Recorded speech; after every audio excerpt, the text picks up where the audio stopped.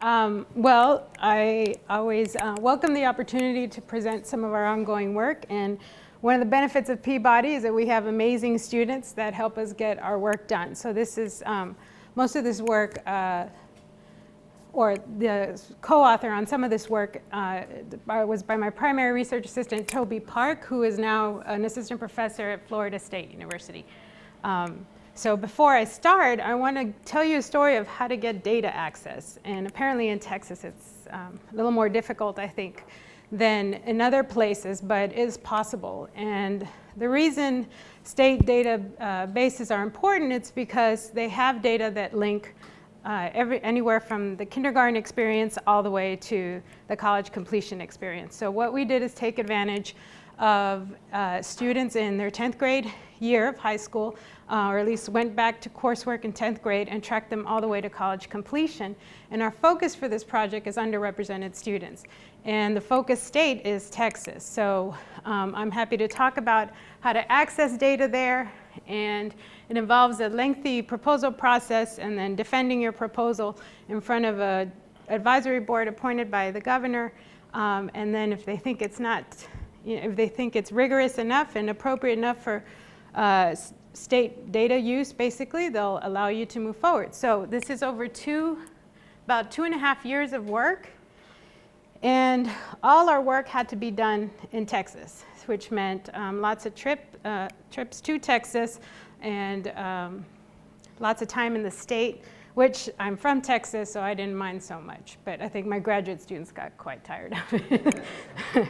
So 2 key projects out of this, which is my work on English language learner students and looking at their college access trajectories. I did a presentation on that earlier, or I guess last semester, yes. And then what I'll discuss today is the college enrollment in the minority serving institution sector. Texas is very special in that it's quite a diverse state and also has a number of institutional, or a great level institutional diversity with quite a few number of Hispanic serving institutions and historically black colleges and universities.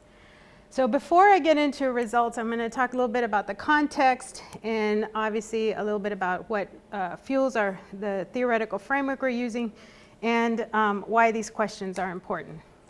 So Texas is again a special state because for college access or college enrollment, the SAT score plays less of a role than perhaps other states because of the introduction of the percent plan. So if you graduate in the top 10% of your high school class, you are guaranteed automatic enrollment into any university, college or university in the state. The plan has shifted just a bit where that enrollment number is now about 7% at the University of Texas at Austin, but that's only been since about 2009. So if SAT scores are less of a factor in a state fueled by a policy that makes them less relevant, what else might matter? And so part of what we look at is the role of the American high school, and I pull this out in particular, this piece of the pie, because of its relevance in terms of academic preparation. We have obviously factors such as individual and family that matter, to what extent we'll talk about with the data, and then the kind of college that you go to. So there's been a lot of work, and at first was controversial, on the effect of attending a community college. So while community colleges democratize access in the sense that they provide access to folks who may not have gone to college, they also have a way of affecting your overall completion rates. And my colleague Will Doyle and many others have worked on this kind of topic. So going to a 2-year college, what kind of effect does that have? And our question begins to answer what effect does going to a Hispanic serving institution or a historically black college or university have in the state. And then obviously state policy matters, as I discussed earlier, in terms of the percent plan and other policies that I'll briefly discuss as playing a role on enrollment and completion. And then finally, federal policy, and this is the one major weakness in our data, that we do have financial aid data, but it's not until after you enroll in college. And we're working on evaluating exactly how healthy and clean the data are. But if you're thinking about, does applying for financial aid affect your enrollment, the data we have now doesn't only exist for students who already enrolled. So what are we talking about in terms of, oops, sorry, can you guys see that? Okay, enrollment over time. The brief story here is we've seen increase in enrollment from all racial groups, although some are higher than others, but the story about completion is actually a little less positive, much more stagnant, and especially low for Hispanic students nationally over time. Now this is just a descriptive picture, not factoring in for any other factors that might influence enrollment and completion. Now the story here from 2000 to 2010 is the sort of demographic explosion of minority students who are eligible to go to college. So the Pew Hispanic group released a report that shows that Hispanics are now the new majority minority in all colleges and universities. So they outpaced black students within the last few years, and they're only going to grow. So what does this mean when they're the new majority in terms of underrepresented minority status? Does that mean success? Or does that just mean more numbers, right? And these are the policy questions that we need to try to disentangle. So, yes. Sorry. Is that like can I restate to sure. make sure I'm understanding? Is that, so the idea is like, is that just the result of the changing demographics, or are we actually doing something different for the kids being served? Yes, right? so Okay. have we passed policies, programs, have we done something in our educational progress that has effectively increased enrollment? Or do we just have more Hispanics, right? So in terms of factors affecting the country, we've got demographic changes, which I mentioned earlier. In Texas, the majority of all first graders are Hispanic students, and it's going to be a majority of the state, I think, within 20 years. And other states won't follow at the same rate, but they will follow in terms of the increased rate of this demographic group. We have a lot of, everyone knows about rising tuition and decreased public financial support of higher education, so college costs going up. In Texas in particular, we had tuition deregulation, which means now that universities have the ability to change their tuition to how they see fit, where there was a cap, a state-imposed cap before 2003. We've talked a lot about the community colleges, the explosion basically of this post-secondary sector in terms of infrastructure and also online. And then the impact of law and policy changes and race-conscious programs. We had the Supreme Court's reconsidering the use of race in university admissions later this year. So will affirmative action exist in our colleges and universities? That's a huge question, but it's a question for the selective institutions, right? So it's not the question, it's not an issue that necessarily affects the majority of all students. Still very important, but the students I'm going to be talking about aren't the students that are likely to enroll in selective institutions according to this sample anyway. And then finally, the recession, how that's affected employment. The higher educated still fare better, but it still plays a role in terms of how people enter and stay in college while there's higher unemployment rates. Now, let's talk nationally. Where are the majority of college-eligible African-American students? Who can give me a guess? By institution. What kind of schools are they going to? This is and the definition is college-ready African-American students. 2-year. 2-year, anything else? HBCUs? They're in the military. Right? So this is a highly understudied, and I've said this in my class over and over again. I'm like holding on that someone will take this on as a dissertation or some sort of project. Although the state data in Texas was hard to get. I don't know how hard this is going to be in order to really understand this. Alone is going to be fighting hard. So, but it's a really important question, I think, for our nation, and it just has enormous implications to study, for the reasons to study. Hispanics. We're at two-year colleges and mostly Hispanic serving institutions. Is this national? Yes.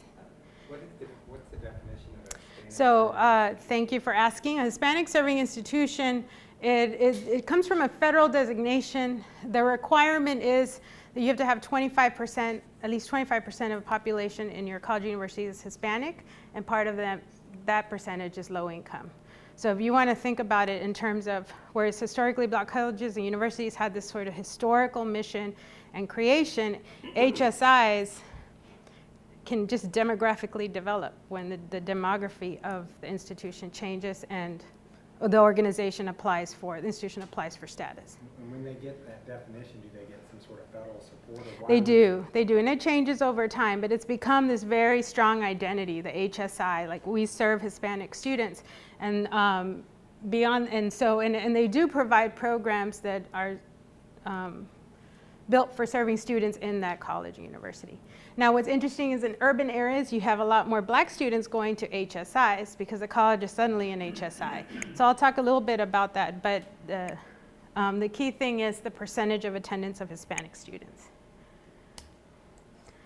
Asian students are at four-year public colleges and universities. And then the Native American student story is up for debate. A number of them are in tribal colleges and universities, but since the population can be quite dispersed, and the numbers, they're the group that's least represented appropriately in the national databases, so we know less about them. Key thing to remember here, the surveys such as the current population survey and our many education databases, most databases don't include the incarcerated or military population. So these tend to be places with high numbers of minority males. Okay, so I'm going to take you back to Texas. What do we see now in terms of college eligibility via the high school diploma?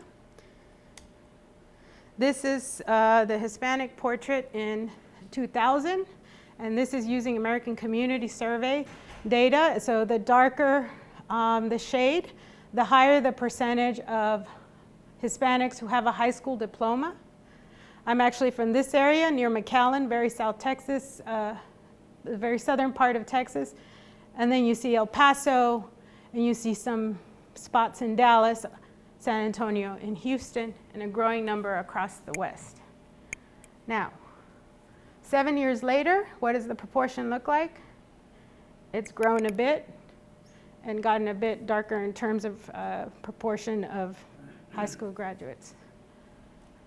What about black students? What's the base here? It's Hispanics, or is it the population?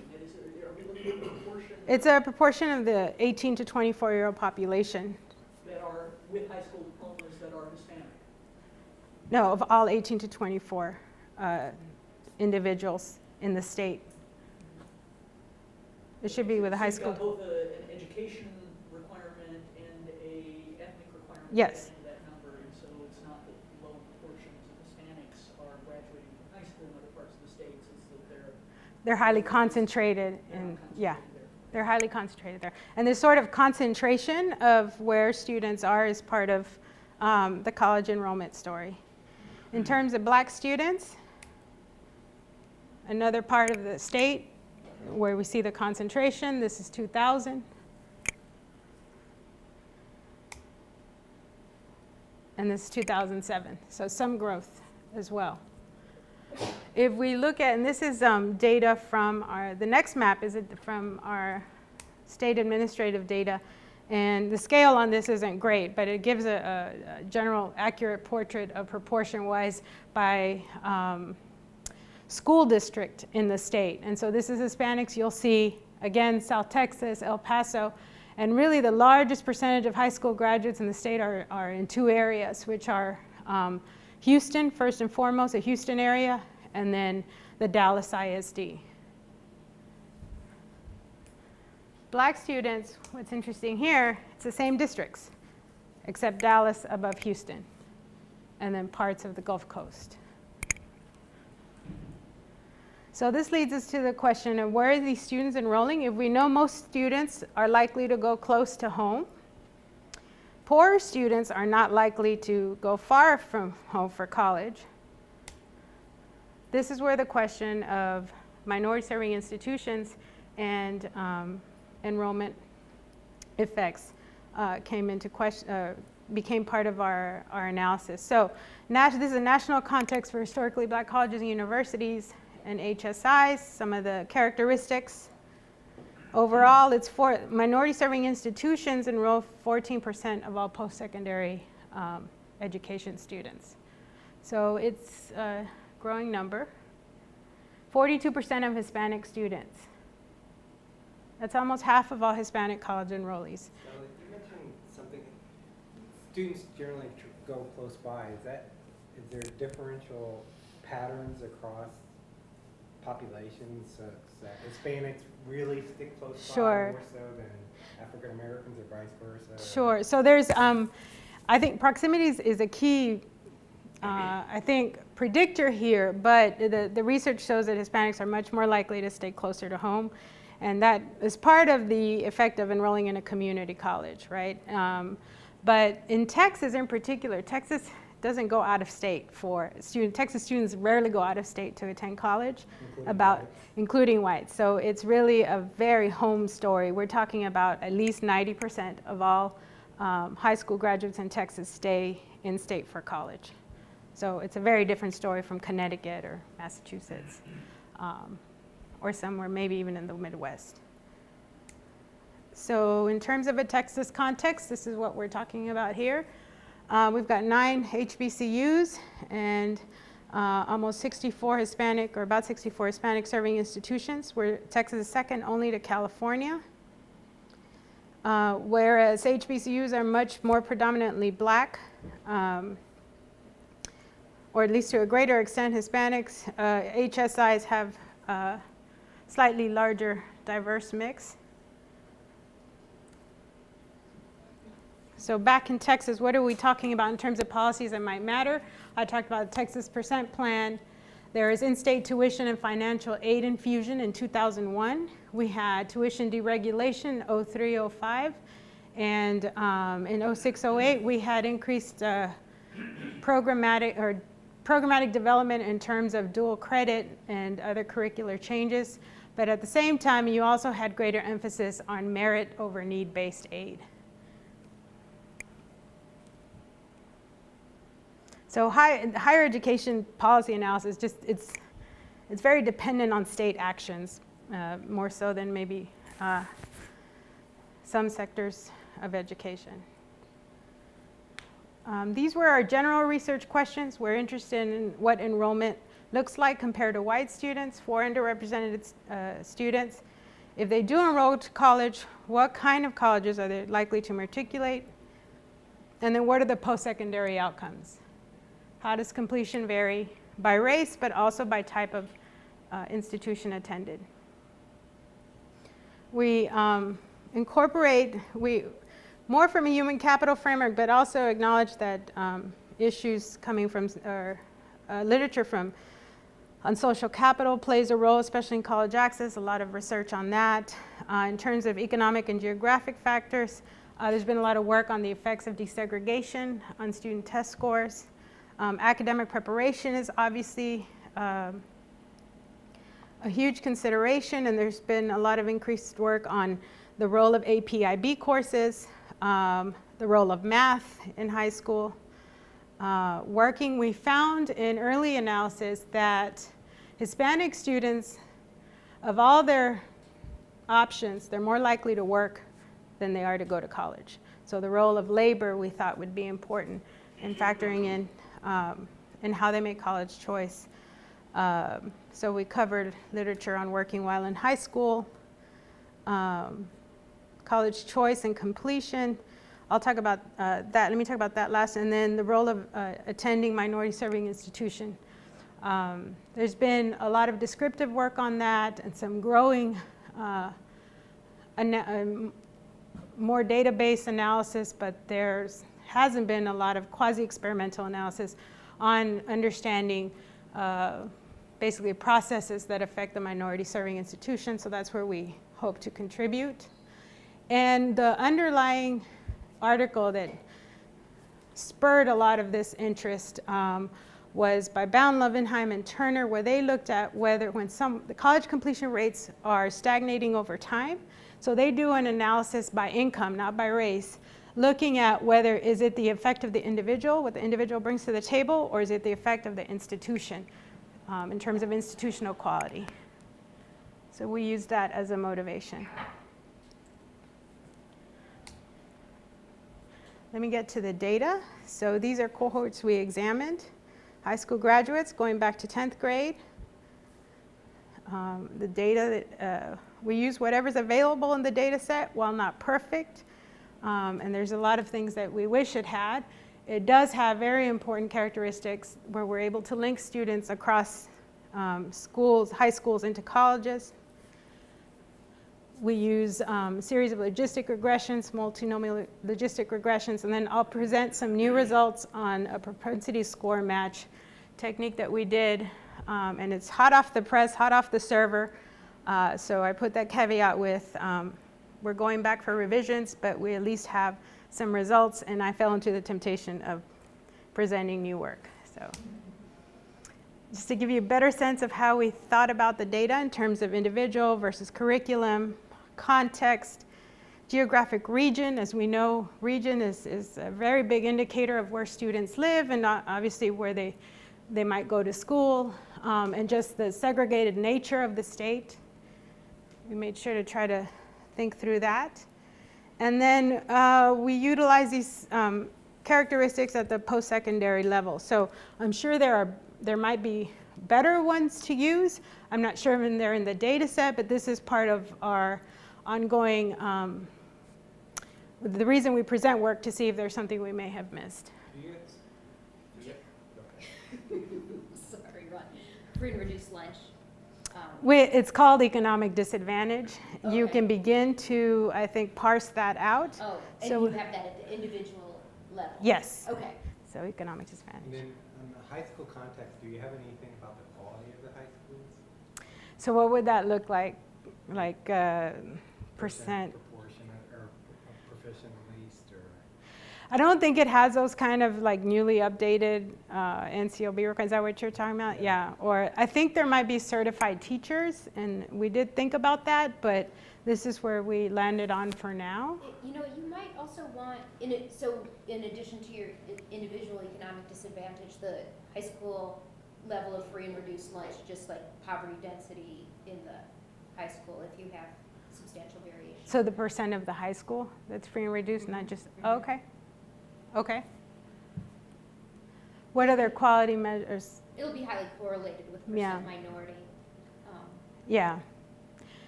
What's PPE? Per pupil expenditure. So how about something about the high school proportion to go on to college? So, okay, we could do that maybe. That would take a little organizing, but that would be probably more for the completion story once with the students from a high school, once they're enrolled, if they're from a high school with high proportion of college enrollees. Yeah, that's something we could think of. At the high school level, they don't have that. Yeah, we'd have to calculate it. It's possible, but they don't have it at the high school level. They had for example, they have a variable like intend to go to college, but those variables, they're not clean, they're not trustworthy, so.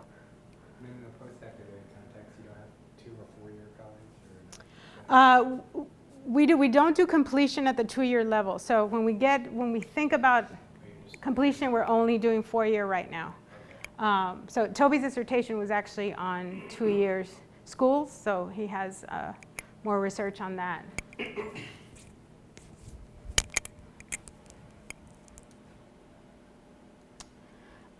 These are our general formulas, so basic logistic, multinomial logistic, and then we convert these into predicted probabilities, but still show over time our logit coefficients. So college enrollment, and let me go into that next. What do we see over time?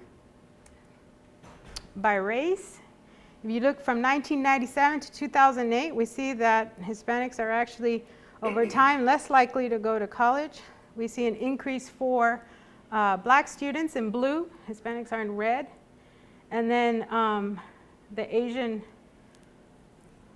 coefficient is actually a little less than it was in 97, but still more likely to go than white students. So the base group, comparison group is white students. Is that surprising to you that African Americans are more likely to go to college? So that's part of our story that I'll talk about, and I think it. Split it by gender. Is it all African American girls? I'll show you. Sorry. Yeah. Yeah, and so I think, without giving too much of the punchline, this is going to be a story of how students are functioning in college based on their preparation. So I'll talk a little bit more about that. So in terms of curriculum, we, a big part of our hypothesis was that high school matters, and it seems very common sense, but like to what extent does it matter? And we follow a lot of the work on math and the role of math in not only promoting bigger skills, and so that's why I was pleased to be in your presentation yesterday, Mimi, but also the kind of math. So we've seen a lot of work on algebra, algebra 2. We wanted to think about what does it mean to take trigonometry, and so we see very strong effects on that. And this is the green square, sorry in case I'm losing you. The math score, that's the state exit exam score. So while it matters, it's just not as strong as what we found to be a little bit more surprising. We knew it might matter, but dual enrollment. So these dual enrollment programs, they implemented around 2006 and piloted around 2002. So if you follow dual enrollment, there's a huge jump between 2000 and 2002. And it became a state-funded curriculum endeavor officially in 2006. Another thing that's really surprising, if you take an AP course, you're less likely to go to college? So where is AP? No, it's more. It's more? Yeah. You're looking at LEP, I think. Oh, am I just tracking that over? So LEP is, I'm sorry. and the LEP is much less likely, but the way LEP is measured here is that if you're in 10th grade or 11th grade, are you identified as LEP? And so we, with Tim and Daniela, we're doing work looking at when you're identified earlier and then eventually lose that status because you exit out of LEP instruction. How do you do then? And we actually found that students with a certain amount of instruction do better than similar students who wavered out of LEP instruction. But that's another story I can tell you later. So. Sorry, is this giving us a positive effect for big high school? Mm-hmm. That's wacky. But a negative one for urban.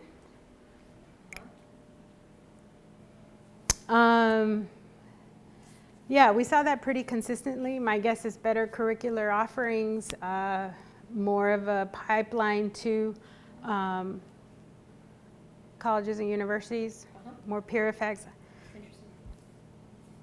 The size of high schools in Texas are quite big. So, and then you have some charters and obviously smaller schools, but yeah, so, yes? I'm surprised that the high school percent minority is just zero, basically. It's gone from a negative predictor as you would expect, but not that in 2008. Yeah, it does decrease, doesn't it? To nothing. Yes, I am surprised. I think that's probably something to disentangle a little more. It'd be nice to have, so this is where I'd want to see free reduced price lunch in there because I bet it won't change over Okay. Yes, at the high school, like the effective low Okay. concentration of low. Okay, so that might, okay. I don't know. It's definitely worth trying. And then in terms of location of the school, we have urban location and proximity to post-secondary institution. Urban location being negative, the other one, proximity being positive. So these are probabilities over time, so they tell a slightly different story, but overall you see there's been increase in Hispanic and Black college enrollment. That's not so surprising as do the proportions among the races shift, and Black students experiencing the highest increases in probability to attend. So enrollment into what? Where are they going? This is by institutional type. And so what we see here, these are descriptive, but we see for Hispanic students, it's a strong 2-year story, right? So, and it's a strong HSI story, 2 and 4 year. For Black students, we see it's a strong 4-year story, but the HBCU sector not as prevalent as the HSI sector is for Hispanic students. I have a question about Sure. HSIs. Is that number changing a lot year to year? It could, yeah. Do In you Texas, use like 1 year to identify them, or do you? we use the most recent year, then make sure to check that we're all HSIs. So but that came up, that comes up as a common question because of the shift in numbers, yeah. In Texas, it's relatively stable. There was a big shift in the 90s where more community colleges in Houston became HSIs suddenly. This number is relatively stable. Okay, in terms of institutional type, these are predicted probabilities. For white students, we see it increasingly going to 4-year traditional universities, a shift from community colleges in terms of their probability of attending. Black students shift back and forth, but overall an increase to 4-year colleges. And Hispanic students highly concentrated again in 2-year schools, not surprising, but some slight shift into the 4-year sector. So,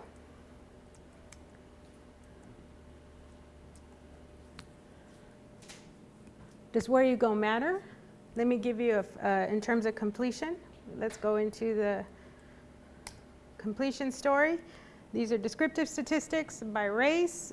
We see that Asian students have the highest rates of completion, followed by white students, the non-economically disadvantaged, Hispanic students, Black students, anyone who's poor, economically disadvantaged. And then I traced out the lines in orange and green for HSIs and HBCUs. So HBCUs descriptively showing the lowest 6-year completion rates. Why is that happening? Are they getting different kinds of students? This information is what really made us realize how different the students are. So in terms of non-HSI versus HSI, the Hispanic students that attend these institutions, we see, for example, gender, this first column, is not so different for the HSI sector, but very different for the HBCU sector. So more Black men are going into HBCUs, more Black women are choosing to go into non-HBCUs. In terms of economic disadvantage, this is again where the sectors differ dramatically. In terms of HSI, we see that it's so a higher proportion of poor students go to HSIs versus non-HSIs. If you think about the Hispanic population that's not economically disadvantaged and where they're choosing to go, they're obviously not going in high numbers or high percentages to non-HSI. So where poverty is a big indicator of difference with the HSI sector, it's not in the HBCU sector.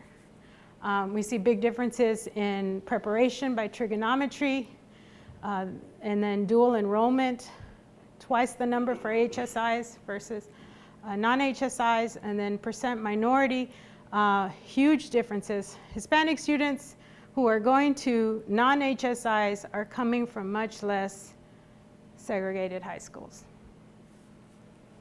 Stella, did you look at this and look at open enrollment versus HSI versus HBCUs? So we looked at it by selectivity. Is that what you mean? Yeah, so that's coming up next. So does institutional type matter? This is again going back to enrollment, where Black students enroll HBCU versus non. And these are 4-year institutions. This is HSI. So almost 60% of all Hispanic students go to an HSI. And these are completion rates. Again, descriptive, so we haven't factored in for anything else. So what we decided to do was a propensity score match technique where we match students based on these characteristics mostly from the high school level. So gender, economic capacity, LEP status, the courses they took, the high school context, whether they worked in high school, even the county unemployment rate, because we saw big differences in attendance in the early descriptive graph, and proximity to college. So this is a general way to think about how to look at our treatment and control groups. I did describe some characteristics earlier, so I'm not going to spend too much time on this, but here's the BAM. So what are we finding over time?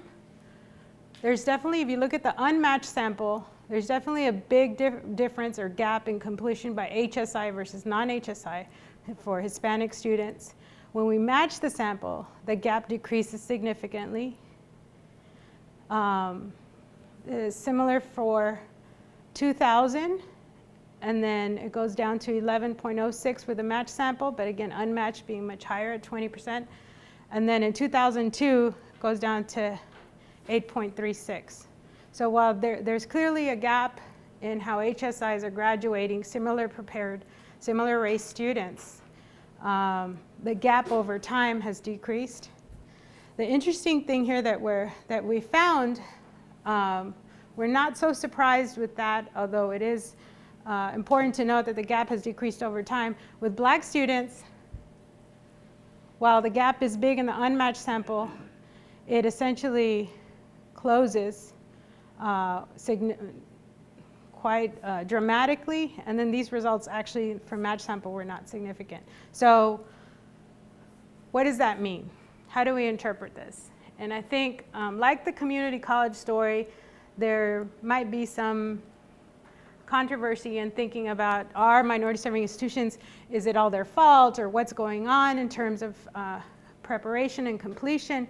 And some of the things we've thought about is, first of all, the gap is closing between HSIs and non-HSIs, but there's still something about the institution, and we don't have enough data on sort of the quality of the curriculum, more insight, sort of the black box of an HSI.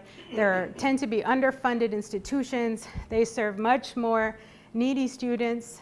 They're essentially just dealing with a very different population. In terms of the black student story, while the gap is closing, the question we need to answer is it just that you have a very low academically prepared black student population that is not doing well at all in terms of completion in Texas? And so to what extent is it the preparation story with black students, or is it the institutional story with Hispanic students? So this is where we are in terms of beginning the disentanglement of how to think about institutional versus individual effect. And this leads us to this whole question of access versus completion. Does it have to be a zero-sum game?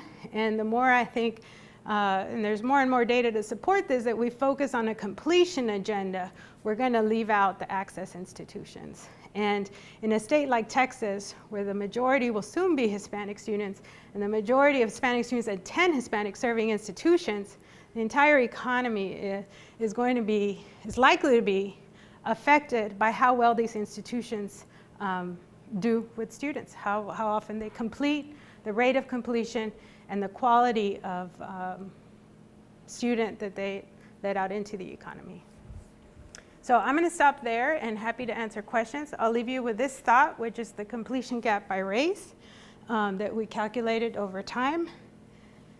What we're seeing that the white Hispanic completion gap has actually narrowed a bit, but the black-white completion gap has increased. Yes? A question was asked earlier in the data about the degree to which gender was a factor, and you kind of held off on that. Can you? Sure. Like, why don't I go back to at least a descriptive. In all our results, males are doing worse than women, particularly with black individuals. So, yeah, I was wondering about how does this compare? Like, I feel like I know or I have some sense of the black story, but I don't of the Hispanic story. It differs. So, it differs among even our ELL populations. And Tim, I don't know if you remember, but I think we saw that men were doing better among the ELL population than women were, or females. But the overall rate, women are doing slightly better than men. It's just, I think, so the story here, in my opinion, is, from what I've seen, is it's definitely a factor in both, but the gap is greatest with African Americans. The other, I think you mentioned at one time that the Hispanic colleges are staying stable. I just wondered if, so that can't be an explanation of why you're seeing this decline, but you're just getting a different definition of schools over time, right? Of the decline over time? So That one, you had it going from like 12% gap to 8%. okay. And it could be one of two explanations, right? The existing schools are getting better at completion rate or closing that gap. Or that they're just new schools coming into that category that had lower rate or lower gaps. Right, like school creation. So are they getting better, or is it just So a I don't changing think it's a population? school creation story. The other big limitation to these data is that we can't account for immigrant status. And so if you have higher percentages of immigrants that don't graduate from high school, it's almost like you're sending out a higher prepared Hispanic student. They're still less likely to enroll as a percentage of the population, but those that do graduate and enroll are more likely to complete. I'm not sure if that answers your question, but I think that the immigration factor and how that affects enrollment and persistence and eventually completion is not something we can account for in the data.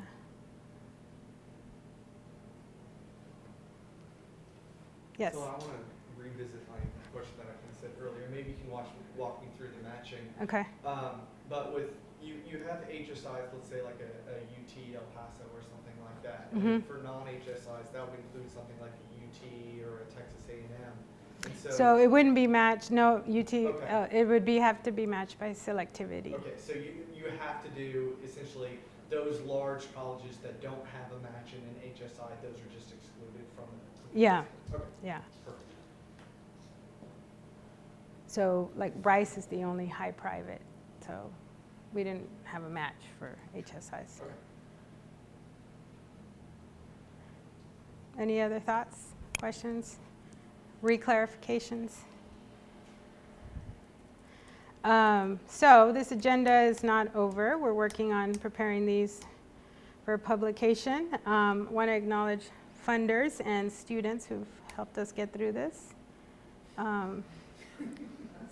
who I've sent to Texas all by themselves to figure out, well, I only sent the competent, so that's good.